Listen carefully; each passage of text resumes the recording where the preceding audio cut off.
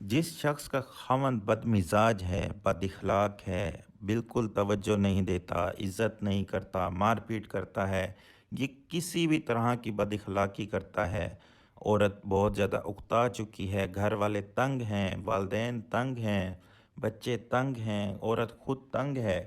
تو اس خاوند کے لیے آج میں آپ کو جو ہے ایسا وظیفہ بتانے جا رہا ہوں جس کے کرنے سے انشاءاللہ اللہ نے چاہا تو وہ خاوند جو بد مزاج، اکھڑ مزاج اور بد اخلاق تھا، وہ چند دن کے اندر اندر انشاءاللہ وہ با اخلاق بھی ہو جائے گا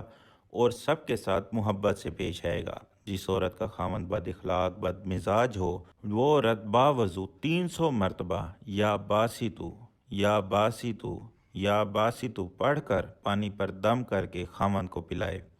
یا کھانے پر دم کر کے کھلائے،